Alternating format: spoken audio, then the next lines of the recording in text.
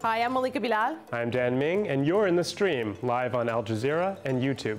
From Cuba to the U.S. and British Virgin Islands, Hurricane Irma wreaked havoc across the Caribbean, turning lush landscapes into barren land and upending the lives of thousands. As Hurricane Maria now looms, we speak with those affected by the storms about their efforts to rebuild and who will foot the cost of recovery.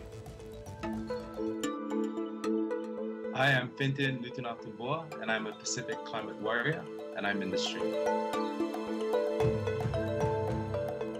Total carnage is how Antigua and Barbuda Prime Minister Gaston Browne described the aftermath of Hurricane Irma. The Category 5 storm blasted the Caribbean with heavy rain and wind speeds that peaked at nearly 300 kilometers per hour, destroying homes and prompting the emergency evacuation of thousands of residents and tourists.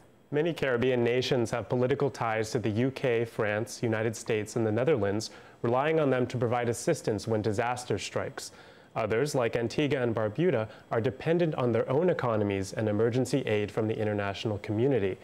But as residents and relief workers begin to rebuild the Caribbean, the region must now prepare to meet the possible threat of Hurricane Maria. We're going to encounter some difficulties with winds that we were measuring just moments ago, just hours ago, at 150 kilometers per hour. Today we're measuring them at 200 kilometers per hour and with a lot of water, stronger than Hurricane Irma. So obviously it's going to be a difficult episode. With so many problems already caused by these incredible storms, what can Caribbean nations do to prevent further damage? Well, here with us to discuss, Claire Nelson is the founder and president of the Institute of Caribbean Studies. On Skype in St. John's, Antigua, Charles Fernandez is the Minister of Foreign Affairs as well as Interim Minister of Disaster Services. In View Fort Anguilla, Josephine Gums-Connor is a lawyer and the advisor to Anguilla's former chief minister. And from St. Croix in the U.S. Virgin Islands, high school student Julian Bishop. Welcome everyone to the stream. Now let's start here on my laptop with these images, actually an aerial view of Antigua and Barbuda via Google Maps. You can see it here on my screen, surrounded by water, tiny little islands, and then what it looks like today. This is via the two-way on NPR, satellite images showing the destruction. This is Barbuda before Irma, April 2014, and after Irma. This is September 8th, 2017. You can see the destruction there on my screen. Charles, can you describe for us, because it's one thing to look at it in an aerial view, but on the ground, what is life like today, about a week and a half after this hurricane hit? Well, it's important to note that we had to evacuate the island because right after Irma, we had Jose barreling down on us.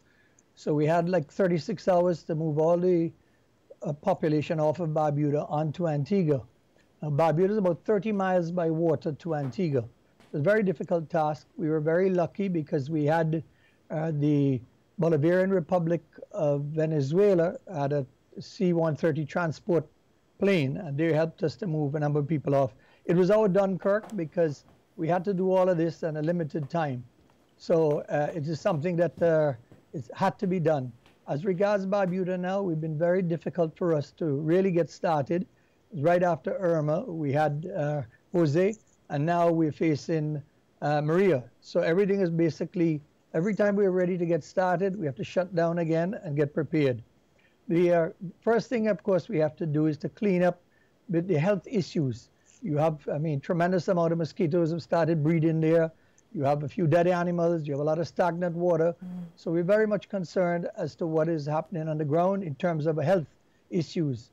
And so even at this point in time, we have to address the health issues first and then look towards getting in towards the actual cleanup and rebuilding, of course. Now, you mentioned Hurricane Jose and then preparing for Hurricane Maria. It's really one thing after another in hurricane season. This is a tweet I wanted to show. This is Hurricanes Jose and Maria spinning in the Atlantic in this geocolor loop. And you can see it from earlier this morning, September 18th. Julian, we know as of now, Hurricane Maria is expected to make landfall 8 p.m. Eastern time in the North East Caribbean, and one of the places that it eventually is expected to hit is the U.S. Virgin Islands, where you are. How are people preparing after preparing a little bit earlier for Irma? Yeah, you know, one of the things that I don't want to necessarily say it's good, but it could be worse, is that Hurricane Maria is projected to go a little bit south or hit directly to my island, because there's 3 islands in the Virgin Islands. So my island, which is St. Croix. Luckily, St. Croix did not sustain a lot of damage from Hurricane Irma, and we're very grateful for that. And St. Thomas and St. John are already severely damaged, just like the other northern Leeward Islands. And, you know, obviously they're going to get the effects of this still, so the government is very, very much so rushing to get any kind of, you know, to get shelters up, to get sandbags out, to do any kind of last-minute preparations. I think the government has been very good with how they are working to prepare the general public. Our Congresswoman, which is our only federal representative in Congress, she's working, you know, nonstop with her office to get people connected to their families. That, you know, there's still people who are not able to contact family members and friends in St. Thomas and St. John because there are issues with, you know, a lack of service. People can't get Wi-Fi. People don't have power. St. Croix, we're a little better off, so at least, you know, even though we're taking more of the storm, at least we're probably going to be able to have more time to prepare. But, you know, we're still expecting the worst, and it's an effort every day to be prepared for this. All right, so I want to get Josephine in the conversation. Josephine, you're in Anguilla. We got this tweet here from someone in the region about what she has found out that she's needed since the hurricanes hit. So listen to this. Kalia said, things like water, clothes, especially tarps for houses that lost roofs, feminine products, toiletries occurred to me first, mostly because they're immediate needs, things one takes for granted. Money comes either way, so it's not to put one over the other. Josephine, what are things that you found are your immediate needs after the hurricane? Well, remember that, first of all, just to put things in perspective, Anguilla is an island, 13,000 residents approximately, and we're 36 square miles. So we're really, you know, pretty much a very small footprint in this world. But when it comes to the nature of the people, we're very, very strong and resilient people. This Hurricane Irma was unlike anything that we had ever come across. I think fair to say, when they said it was going to be the heaviest hurricane ever formed in the Atlantic, it was true to its word. People in Anguilla typically use Hurricane Lewis that hit our shores in 1995, and in which the eye actually passed over us. And literally, you know, we were in hurricane winds for almost like 36 hours. And it was a Category 4 storm. So people have, you know, kind of used Hurricane Lewis as our marker. But Hurricane Irma, I can tell you, when we emerged from our homes, Anguilla literally looked like a nuclear bomb had dropped on it. I mean, completely stripped. So many of our homes lost their roofs, and we were particularly hit in terms of our essential services. Now, just to, again, bring you up to speed. So I was one who was very boisterous in making a very strong criticism against the United Kingdom, who are responsible for us with respect specifically in our Constitution to disaster management. And it was really heartbreaking to know that they, amongst, you know, with us, everybody knowing in advance that this was going to be the worst storm ever, I felt that there was no preparation in place, so that immediately after the storm, with so many people, although we typically stock up, we prepare, you make sure you have your water, your food, canned food, etc., with the amount of homes that had been so compromised and so many of them losing their roofs and windows and doors, you know, food and water became an immediate concern. And within a day or two, unfortunately, that almost was moving to very, I wouldn't say crisis levels, but very close to. So Josephine, as you're talking, I can see Julian nodding. I see Claire nodding there. What do you think, Claire? Because I want to say what is, just to support her point, given that they're British territory, even though they're a member of the Caribbean Disaster Emergency Management Agency, the fact is, the Caribbean Disaster Emergency Management Agencies, we don't have a lot of, like say, ships and and our coast guards in the region are very poor, therefore they don't have like transport planes. It would have seemed to me that the Canadians already were steaming south to be prepared. I would have assumed the British have been flying south and landing in Jamaica or somewhere to build on what is on the ground with the Caribbean disaster efforts to move people from Trinidad or to move people from wherever to the closest point by ship or whatever. So we'd have those things in place. So I think in terms of all the money that has been spent so far in doing disaster preparedness, that a better job of really doing the simulations and scenarios needs to be done. Absolutely. As a matter of fact, the reason why we were particularly critical was because where we are positioned in our geographically, we're right next to Saint-Martin, which is, as you know, an island that is split half French, half Dutch.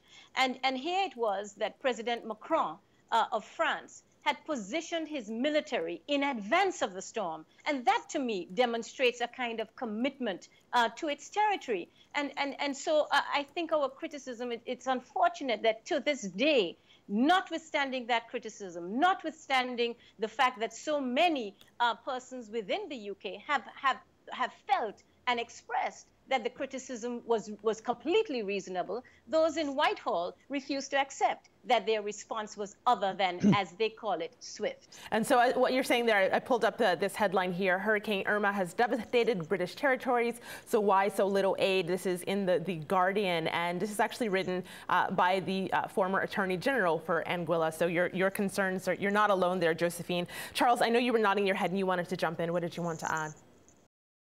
Yeah, well, I wanted to say that one of the benefits of not being a colony is the fact that we got to look out for ourselves. And what the government did before Irma hit was to pre-position. We purchased a number of relief items in Miami and had them on standby to come into Antigua the day after the hurricane struck. So how far in advance was that? We did that about 3 days in advance. From the moment we realized the track was coming towards Antigua and Barbuda, we immediately mobilized and purchased, had our Consul General in Miami purchase these items and had them in a warehouse ready to ship out the day after. But in addition to Minister that, Charles.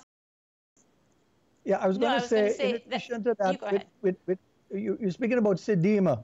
I think that one of the things that is important is that we got to not just wait till after a storm to do an assessment. I think every year before the hurricane starts or the hurricane season starts, I think SEDEMA should actually send someone to each of the islands to verify that they're in a position to withstand the storm, especially now with climate change and the fact that we will be getting have stronger storms and more frequently storms. And SEDEMA is a Caribbean Disaster Emergency Management Agency that people are referencing. Dan, what are people online saying? So I think right here in this conversation, we're showing the difference between being an independent country and being a dependent territory. Julian, on that topic, I want to bring up this tweet that you sent out on September 4th before Irma hit. You said, Hurricane Irma isn't hitting the U.S. next week, it's hitting it tomorrow. I live in the U.S. Virgin Islands, one of the neglected U.S. territories. Hashtag we exist. Julian, can you tell me why you sent that out? Well, I think the U.S. Virgin Islands, just like the other 4 unincorporated U.S. territories, which basically means territories of the U.S. that they have us in limbo. They don't want us to be a state, like Hawaii and Alaska we saw with the last incorporated territories. But, we're often very neglected at that point. A lot of stateside know nothing about us. They're not taught about us in their school books. They're not, we're unknown to the majority of the U.S. I'm sure, President Trump didn't even know about us for the majority of the time he was running, and maybe even after he was president. And, my issue with this was we have tens of thousands of Virgin Islanders, just like similar with Puerto Rico, you see, who live in the States, like New York, for example. And we have family and friends there who are trying to look at the news to see how their family in St. Croix, their family in St. John or St. Thomas is, or see how their friends are, and, and to watch out for us, because that's what anyone would do in light of a natural disaster. And you look at the news and all you would see is that it was possibly hitting Florida in a week. You wouldn't hear, or you would hear a little brief thing about how it's hitting the Leeward Islands, but what they don't realize is there's 3 million plus Americans, U.S. citizens or not, who serve in the U.S. military, who stand under the flag of the United States, and we aren't being talked about at all. So that's why I put that tweet out, because it got me really mad. And, you know, I'm someone who, you know, I want to be in government and politics one day, elected government, and I will, from this day forward, or from before and, you know, for the rest of my life, I'll always believe that criticism of your government is the most necessary thing. And that's why I believe in the free press, because I think that's the only thing that would get it out. I see Charles kind of smiling there in recognition of that. I want to share with our audience, though, where it is you are to kind of locate this. So here via Google Maps, the U.S. Virgin Islands, and you can see above that is the British Virgin Islands. This is from FEMA. This is out of the United States. A view of St. Thomas on U.S. Virgin Islands before and after Hurricane Irma. So of course, as you mentioned, St. Croix, where you are, wasn't affected that much. This is St. Thomas. You can see the greenery and then the scenes of devastation, the brown right there. Here's another tweet. Irma caused major damage to the airport in St. Thomas in U.S. Virgin Islands. FEMA is supporting its partners in the response and recovery. We see that there, though. Claire, is there recognition in what Julian was saying? Can you relate to some of that? Yes, the Virgin Islands organizations around the country have certainly been trying to scrapple to find information. I know there's one group in Atlanta who was literally sending people down by whatever means necessary with literally bags and bags in their hand. And to talk about what this idea of things to be sent down, given that the U.S. would know by now that we have historically as a diaspora been collecting barrels, etc., one would think that they would fold us into the equation of response and give us instructions like, when you have your stuff, send it to this area, the military would move it, as opposed to us having to fend for ourselves. Yes, luckily we have companies, shipping companies in Florida, shipping companies in Maryland, shipping companies in New York, who are literally giving up storage, Caribbean-owned shipping companies giving up storage, and this is part of their corporate social responsibility. But still, I think the diaspora still would like to know that as the Red Cross and other agencies begin to organize, and I think this is a little bit improvement, but given we know it's going to be more, now we need to forward us into a proper disaster management plan that says, okay, first responders, we're going to need these supplies, ship them to this point in Florida, and we'll take them from there. So we need to have more interlocking information sets between the different agencies and the embassies and the U.S. governments that is actually doing a response. Right. So I want to bring the conversation to. Go ahead. Go ahead, and then Dan. Yes, Josephine, go ahead. No, I was going to say I'll go a step further. And I share completely what my friend in St. Croix is saying, because this, and this is symptomatic, I think, certainly of what some of us in the territories of the UK, I should say not the territories, but the Caribbean territories particularly feel. And you know, it's times like these that I must tell you, it hurts, because remember, we are coming out of a colonial past. And until we get to the stage where the partnership between ourselves and Britain actually functions like a partners of equal status, then it's in occasions like this where you really feel the full weight of being what is still, I would term, still a colonial outpost. And these are the things that the UK has to address. And it's no longer, I think, when we wake up as residents of a British territory and see our country so completely decimated, were it not for our own will and our resilience, I'm afraid that what the UK has come up terribly short. And they now have to position themselves where we have to review what this relationship is all about. And I think it's going to come down now that we are hearing. So, for example, just to throw this out, there is a government arm of the British government where it's called the Overseas Economic Development Aid. And it's really where there's essentially a pot of money. It's at this point about $13 billion. And where for years we have been tackling the UK as to our being able as overseas territories to have that first call on aid. We are still underdeveloped territories. And over these years, we have fought that, and there has been no movement. Now, for the first time, now that our, and I should say, the reasons why apparently we don't qualify is because we are considered wealthy. Yet, this same pot of money is open to projects in India, is open to projects in China, all of which have so much more of a base than we do. And for the first time, we are hearing now MPs in the UK echoing the fact that if the rules need to be changed so that its territories can qualify, then so be it. And this was a discussion that should have happened years ago. I'd like to broaden the conversation now just to include an industry that affects all of your islands. Charles, look at this tweet. This is from Sophia, who's a super streamer, I might add. She's in Trinidad and Tobago. Sophia, we're really thankful for your tweets. She says, all these islands depend on tourism for their GDP. How will they earn it now, especially for Antigua and Barbuda? They aren't territories. So Charles, the high season for tourism is approaching. Are you worried? Well, fortunately for us, Barbuda was decimated, but Antigua is where the majority of the tourism takes place. And Antigua was almost unscathed. Yes, we did have a little bit of problem, a few poles down and so on. But the hotels are all in perfect condition. The airport opened very soon after the storm. All the roads are clear. Our harbor is not damaged. So we are in a very good position to continue. And it looks as though Maria is going to go south of us. So once again, we've dodged a bullet. We are able to take care of the Barbudans as much as possible. And by coming to Antigua, the beaches are still there. The hotel's in perfect condition. We are already open for business.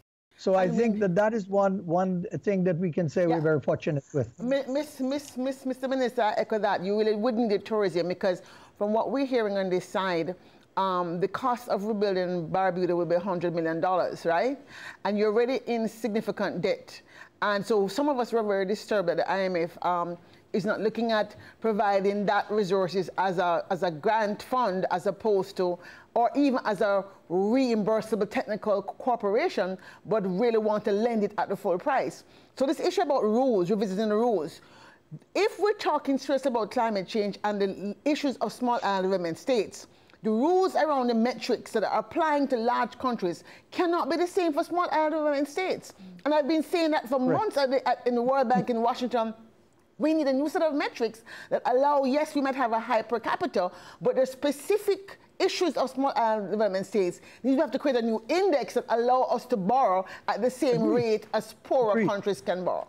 All right, it's always something to work. And to prove your point, just to extrapolate a little bit on that, 2 years ago, Tropical Storm Erica hit Dominica, devastated. Their GDP, they lost about 80% of their GDP. Yes. Now, Dominica is facing down the barrel of Hurricane Maria. No one knows how bad and terrible that will be.